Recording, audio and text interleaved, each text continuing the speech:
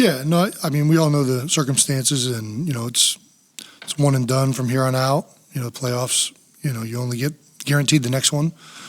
But you got to approach, the formula and everything is the same. You lock in during the week, you work hard, you practice hard, you work on your fundamentals and techniques, and trust your coaching and go out there and play. And we're here for a large reason because we have great players and great coaches, and we're playing a team right now that is likewise has the same thing. So you just go out there and don't try and be anything different. The circumstances are going to dictate a little bit more aggression and emotions, but you try and keep all that in check so you don't want to do anything uncharacteristic. Jason, what makes the 49ers defense so good, and is it the best defense that you've played this season so far? Yeah, I think yes, I think it's the best defense. We played some good ones, but I think overall they're a very, very good unit. They don't really have any weaknesses to exploit. A lot of other teams have really strong players at specific spots, but in other areas you can kind of take advantage. There ain't a whole lot of that on tape. They got good players across the board, great D-line, great linebackers, great DBs. They play fast, they play physical, they run around. They're all in sync with each other. They're well coached by my man DeMeco Ryans, so they are definitely a formidable group this week. So where's this game won? That you think this game's won starting with you guys in the trenches and then going out from there? You think that's where this game's won on Sunday? No, I think this game is always won as a group and as a team. It's going to take everybody doing their job. Like I said, this isn't a. Last week, yeah, I feel like it was on us in the trenches. You take care of New York's defensive line. I felt very confident with the rest of the guys to go do their jobs, and take care of Wink Martindale's exotic blitzes. That's tough. These guys, they're good across the board. Everybody's going to have to do the job. It's not going to be one. You can't win in one phase and expect to win the game. You're going to have to. Everybody's going to have to work together. It's going to be a team effort if we're going to win this one. Jason, how do you keep the young guys focused on the moment? The veterans obviously have experienced this, but how do you keep the young guys focused on this moment, this game? Yeah, I just think you keep preaching it. Nick does a great job of that. And Fletch just came up here and talked about it. I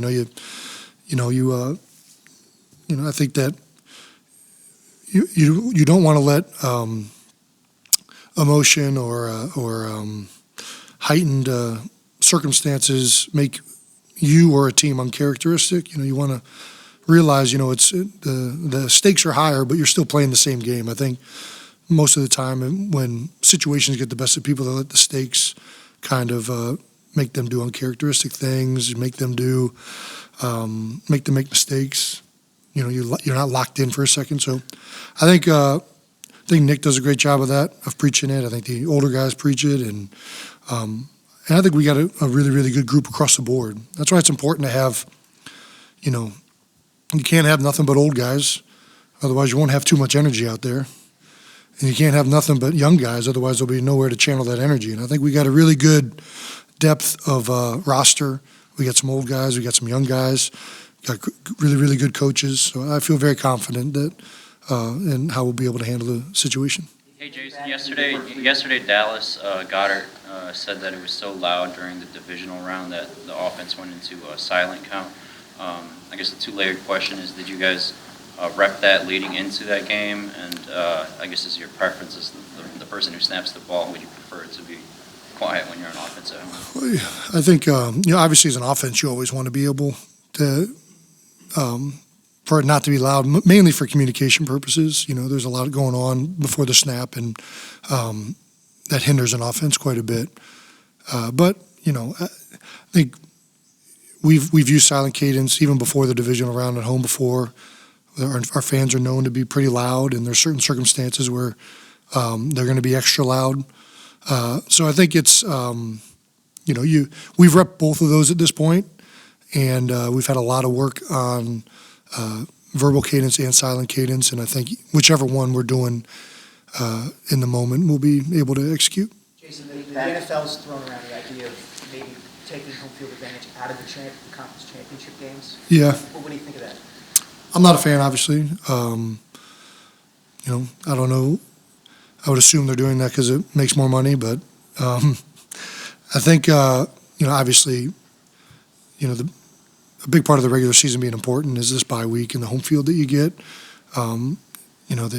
They've already added another playoff game. They've already added another regular season game, and I think it's one of the really cool things about football is that regular season is very important. You only get so many opportunities. You don't get 80 games, or what does baseball get? 100? Yeah, it's a lot.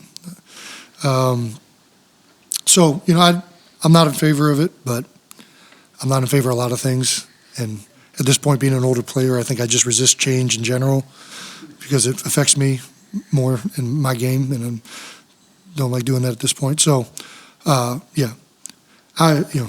actually liked when they had the Super Bowl up in, I forget what year that was, up in New York, and it was like snowing and everybody's all pissed off. And I'm like, this is what football's about, man. The elements play a difference. Every game shouldn't be 70 or 80 degrees and sunny. Like, I think that's one of the, in football, it's also not like a series. It's more about what team is better on that day, and it's one of the things that you really appreciate about the game. Jason, how would you describe? I'm right here. If you think back to week 1, you sat in that same seat and said to win the Super Bowl, you guys would need to be uncomfortable and to embrace being uncomfortable. How have you seen that materialize over the past few months? Yeah, I mean, obviously, end of the regular season was pretty uncomfortable. Playing with, Gardner Minshew got some playing time, and love Gardner, and but whenever you're losing a starting quarterback, it's going to affect you. Had some injuries. Lane Johnson goes down, probably best tackle in the NFL. So, these adversity, these things that happen, you can either go one of two ways, and I think it's made us stronger and it's made us better. And we understand ourselves more. We understand, kind of our strengths and weaknesses more. So, you always want to go through adversity. Still want to go through it and get home field advantage, but it's always good to kind of get that going. Jason, how would you describe the uniqueness of your relationship specifically with Jalen, and what does he need from you on game day? I don't know how I would describe my relationship with him. I think my job on game day is to communicate with him and to not just with him, but all of my teammates breed confidence in my words and my body language. And I'm not always the best at that. I get frustrated just like everybody else. But you try and do that, and that's why we have a really good group. When I'm not there, Jalen's pretty much always there. I've never seen that guy not confident or composed, and that's one of the things that makes him a special player.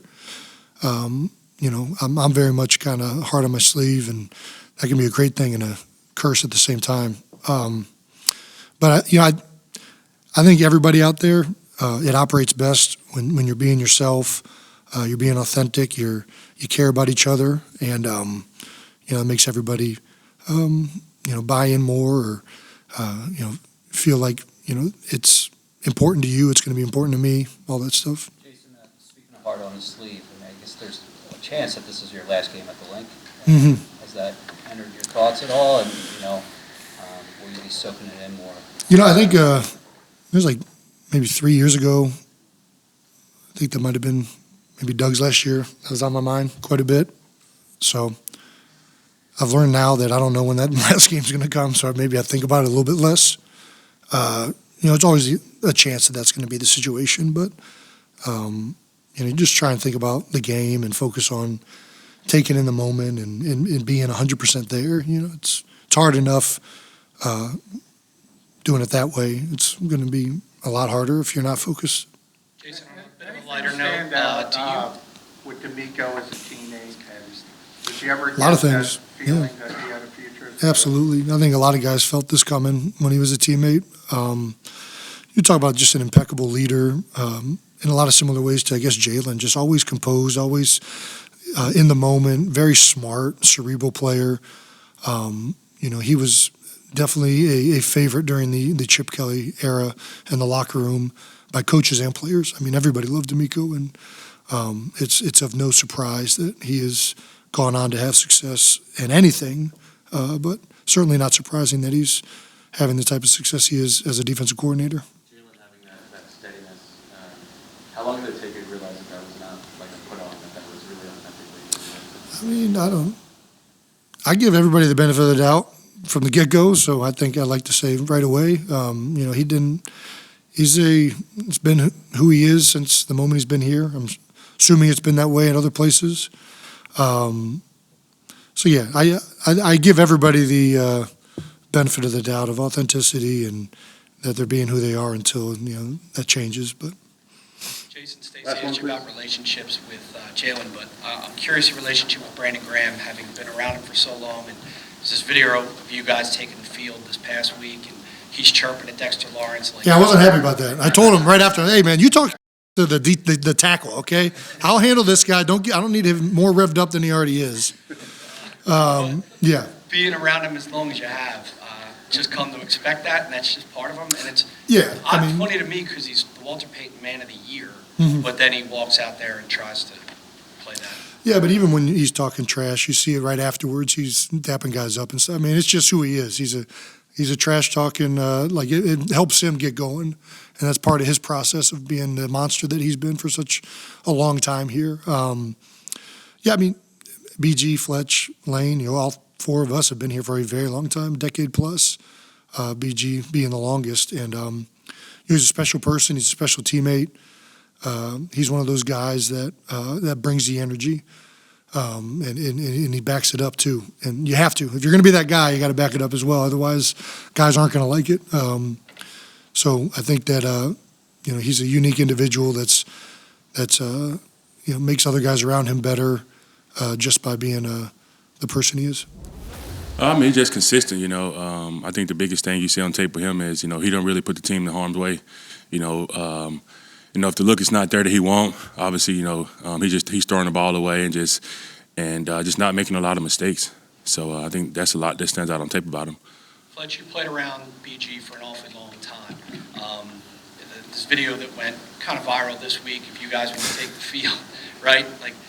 I'm assuming you were just accustomed to that because we saw it when you were mic'd against the Niners, and it's like, come on, man. So, what is it like to play alongside him and see him in those moments?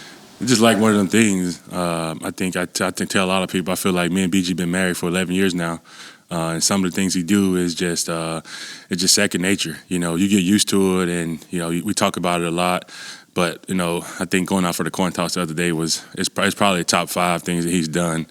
Talking those to Dexter Lawrence when he ain't got to be the one that's blocking him. So I was wondering, what did Kelce think about that? Kelce, he probably thought the same thing I'm saying now. BG ain't got to block and Kelce do. So he was amping the man up to go a little bit harder against Kelce. But you were down this road 5 years ago, and at this point in the season, what kind of things can you impart to some of the guys that haven't been? Just don't change. Don't change up nothing you've done, your routines. Make sure you're keeping the same routine that you're doing week in and week out during the regular season. Obviously knowing that, it's a bigger game, right? It's an NFC Championship. And you also want to make sure that, guys are staying focused, especially younger guys that's never been to this level of play and into the postseason. So you just want to keep those guys locked in, focused, and at the end of the day, just have fun doing it. That's what we've been doing all year. Don't change that, and again, it starts in practice. Were you actively? Hold on. How do you keep them locked in? Just knowing, just the younger guys. Obviously the younger guys in the locker room. As a leader on the team, you watch those guys and you watch their movements and what they're doing, and you're paying attention to what they're doing. And if they're doing something just out of line, you just kind of go talk to them. And just kind of bring them back down. Secondly, is if I walk around the building with good energy and my attention to detail is where it needs to be, then they see me doing that. Well, they gonna say, hey man, Fletch is locked in. His attention to detail is where it needs to be. The standard is set. He's setting the standard for us, and they'll follow. It strikes me that we've talked a lot about. Kelce and when he's going to retire, but we haven't really hit that subject with you a whole lot. So where are you kind of in that journey, and how does that influence how you think about this postseason run? It's something I haven't thought about. I know I'm still playing at a high level, so that hasn't crossed my mind once at all. I'm just enjoying the moment, seizing every moment that I'm here. I'm appreciating my teammates, and after the season, again, it's the first time ever in my career that I'll be a free agent and get to make a choice. But at the end of the day, I think the most important part now is focusing on this game and not just the future. Have you taken some time to think about that uncertainty? No, I haven't. I haven't. I really try not to think about things like that because that'll just get my mind going, and I won't be focusing on, what's the task at hand. So I try to just focus on, and enjoy the moment, living in the moment right now, living in the moment, and I think the moment for me is right now. There have been some reports that the NFL is weighing maybe taking the conference championship games to neutral sites in the future. What do you think of that? I mean, a lot of teams work hard to be the number one seed. And I think, honestly, as being in this position right now, in the one seed and obviously playing in the conference championship game, we don't have to travel. We get to play in our home stadium. Our fans that supported us all year don't have to get on planes. And, I mean, whatever the decision that the NFL decides to make, we have to go with it, right? But right now, we got a game Sunday at the Link at 3 o'clock, and we're excited about it. What do you remember about the D-line? Has like 8 or 9 good players that all rotate heavily in and out. You've had other seasons where you've played a crazy number of snaps. How do you feel physically at the end of the year this year compared to some of those past seasons? I feel great. I think Howard did a really good job of bringing guys in that can ball. Sue and Linval and Jordan stepped up playing a different position than he did early in the year, still playing some nose. Milton, I mean, all those guys. And to me, is not a starter group. To me, is 1A and 1B, because there's not a drop-off with us when we go in the game. And we hold each other accountable. We expect it. We know what that guy's job is to do. And in order for us to be really, really good, which we talked about earlier in the season, there can't be a drop-off, and I think guys stood up to it. What do you remember about the Link crowd in the 2017 championship game and how that affected the quarterback? It was loud. I think they came out and scored on the first drive, and the fans stayed in it. And after that, it was just electric. I've been telling a lot of the guys, if you think the stadium was loud last week, just wait until Sunday. We got to keep the crowd in it the entire game because we're going to need it. And we are looking forward to it. So what do you remember about playing with DeMeco? Did you see any attributes that would make him a good coach at the time? Can I get y'all one at a time?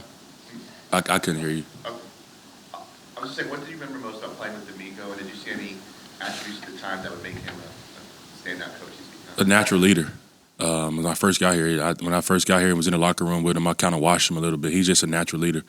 He's one of the guys that I think I told somebody yesterday, that playing with DeMeco taught me a lot. It taught me a lot about how to be a pro, how to approach things. And DeMeco was always one of those guys, if I had problems with something, I would go to him. If I had problems at home, I would go to him to lead me in the right direction. Because I felt like that's the type of guy he was. He wanted better for it. It didn't matter who it was. Rookie, second, third. It can be a vet.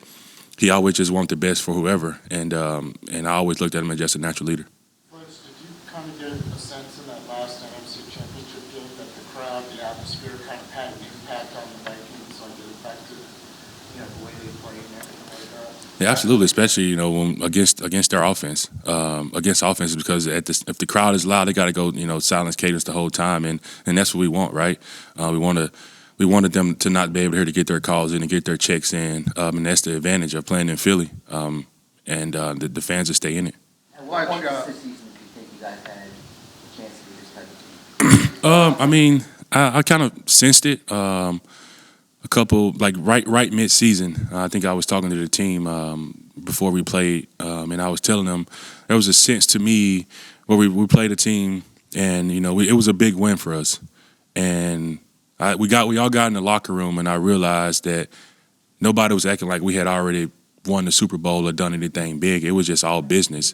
Nobody was just celebrating, jumping around because we just beat a team. Everybody was focused and just like, all right, we got another challenge next week. Let's see what that challenge holds up to. You've got more of a lot of good pass rushing lines over the years. What clicked this year? I mean, you guys hit 70. What do you think was?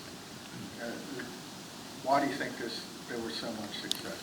We talked about it during training camp. In order for our group to be good and take the next step, I think we all knew that. And Coach Wash, I said, we got to rush as a group. There's a lot of individual talent in that room, and everybody can just veer off and do their own thing.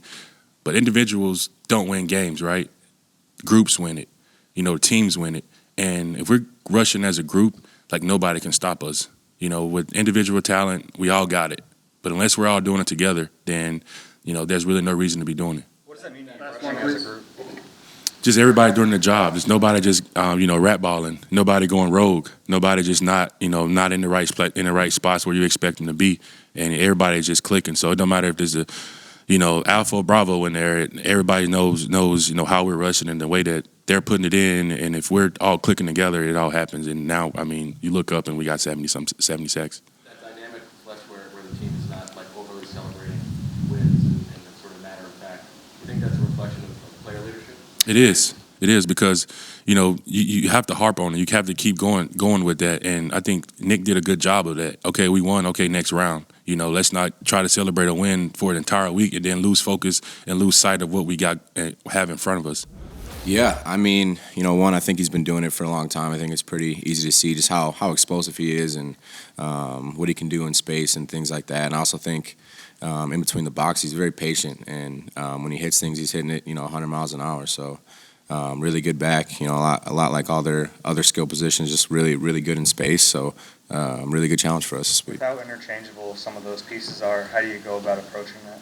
Yeah, just kind of like the way they deploy things and the way they make things look in certain personnels and packages. They try to mess with your eyes a little bit, but we're going to try to play them how we see them in some ways, and then we'll treat things differently in others. But really good skill all around, so you have to account for all of them for sure. Fair to say that this offense sort of tries to attack the middle of the field more than any other one you've seen? Yeah, I mean, they definitely work in between the hashes quite a bit, but just getting the ball out in space in general on the edge, they do that as well. So you have to play them as true as you can, and obviously work in the middle of the field. You get excited about those opportunities. If I told you in August during training camp a rookie 7th round pick would be the only thing between you and the Super Bowl, you'd probably laugh at me. What have you seen from Purdy? I mean, obviously, there's never been a guy drafted that late who's done what he's done this early in his career. Yeah, man. I mean, I know about people pegging people at certain things in terms of the draft and all that. So I mean, he's shown really well that he's capable of winning big time games, and I mean, he extends plays well. He's making the right decisions. He's got great offense, with him to kind of manage that as well. So he's done all the right decisions so far. I know when you guys played the Titans, some of you took it personally that there's so much talk about their physicality, and you guys went to match that up. So for this one, the talk is about San Francisco's defense. Does it have the same kind of effect for your unit? I mean, we try to stay as true to us as we can, and every team kind of has a mantra of who they think they are and all that, just like we do. So I mean, we definitely believe ourselves to be a physical football team, and with great speed, great skill, and guys who really understand the game of football. So for us, we're going to come in and play our game and do what we do, what we've done to this point to get us here, and continue to be us, and we know that'll be enough. TJ, what do you think this kind of led to you blossom this season? I think you have the second most tackles in the team history and everything, and just kind of what's going to do for that? Yeah, I mean, for me, I came in just wanting to get better at every part of my game, and I think being a part of the scheme last year kind of gave me the confidence, and it's easy to go out there and say you want to do all these things, but once you show yourself that you can do them, it gives you that confidence that you can go out there every week and do it, and that's where I feel like I'm at right now. So I just want to come in, keep being me, keep getting better, keep doing my job. I know there's so many great players around me that if we all just do our jobs, good things will happen, and just kind of take advantage of those opportunities for sure. I know you came into the league a little bit after Kittle did. But did you ever have any matchups with him when you were at Wisconsin and he was at Iowa? Yeah, I'm trying to think.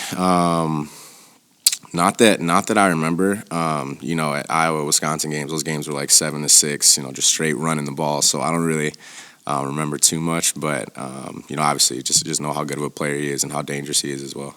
The term good play action team comes up when you hear San Francisco. What makes a team a good play action team as opposed to a play action team? Yeah, I mean, when you run the ball so well and so efficiently, they get you to gear up to stop the run, and then next thing you know, they're taking a shot with one of their guys leaking out, or jet motion, getting one of those guys out, and they'll give you the same look and they'll run, and then they'll give you the same look and they'll boot off it or pass off it. So, for us, it's just staying true to our keys. We got a really good plan, and we're just excited to get out there and let it fly.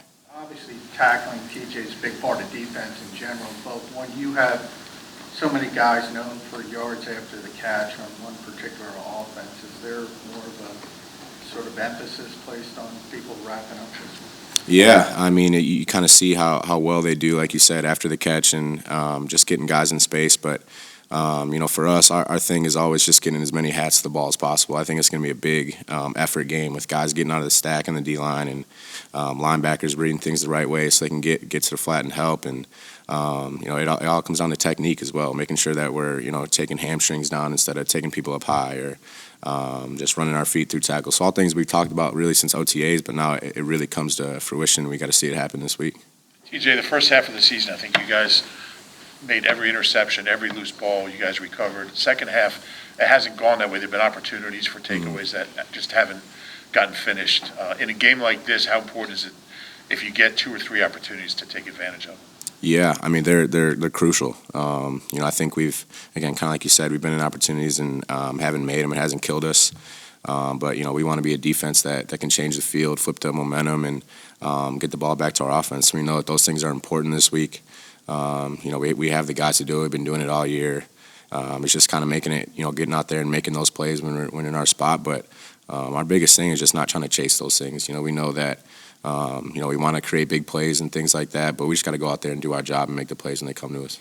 TJ, this might seem like an odd question, but they don't just put anyone up on the podium. You go from Fletcher Cox to Jason Kelce. TJ, what does that say about your standing on this team at this point? Yeah, I feel like I've come in here and just try to be me. I don't try to be anything that I'm not. I've had guys here for a long time who kind of show me the way, show me how to approach this business, this media, you guys, and just kind of understand that that this building is a special place and it's got great people here, and I just try to embrace it all. Don't want to do anything that I'm not. But I've had some really good leaders that have been here and that still are here. That's really helped me a lot. So it's a blessing, it's an honor. And I just want to keep being me for sure. And do you view yourself as one of those guys now? Yeah, I think so. I saw something. I don't know what it was. It was maybe it was Jalen's quote talking about his peers are the ones that create those leaders. So I'm not gonna come up here and call myself a leader or anything like that. But I definitely try to use my voice as much as I can. Try to show everyone that we're calm, we're all in place, and we're all gonna be just fine. So that's always been me for sure. What makes Nick Sirianni so special as a leader? Yeah, I feel like from day one, Coach Sirianni's come in here. He's again just kind of showed that he's a real person, and he's a guy who shows emotion. And when he came in and kind of laid out his foundation, that's never changed. He's come in every day. He's given us the right messages. I absolutely love coming into our team meetings because sometimes we just don't know what we're gonna get, and I think that's special for sure. And a guy who's just been himself. You can really respect someone who's the same guy every day, doesn't change through the highs and the lows, and he's got our back for sure. Is there something in a team meeting this week that you particularly like? Not yet. I'm sure the one before the game will be good, or we'll have a good video or something like that. But there's always something that we just don't know what to expect, and there's always something good that he's saying for sure. Hey, Teach, rewinding back to the summer, I guess when you would frequently go up against the ones, as someone who's tasked with frequently covering the middle of the field, what makes Dallas Goedert such a tough cover? Yeah, first I think just such a smart player with him reading zone or man and how he maneuvers his body, and I think he's also very deceptively fast. You kind of watch on film, you don't really know, and then you get out there and you line up, and you guys have seen it since he's been here, just how well he can get open and use his body to kind of pivot people, and a really special player, man. And you think he's doing one thing, and next thing you know, he's cutting across your face, and he's running. And then obviously once he gets the ball in his hands, he's tough to bring down for sure. So he's been a huge part of this place, for a long time, and he's been great for us this year. So I'm excited to see him play. TJ, to a man, the guys in the locker room, we would ask them about the Niners, would pretty much use the word physical, but just across the board. Mm-hmm. Looking at film, is that kind of what you see? And when a team presents that kind of matchup, how do you sort of get physically ready for what is to come? Yeah, I can really speak to their offensive side of the ball, just with how they run their gap schemes and try to get movement up front, and their backs run hard, and their tight ends block really well. I think to have a good run game, you got to be physical. But again, I think we have a really physical front as well, and I think it's going to be a violent game for sure. So we're really excited about this matchup, no doubt.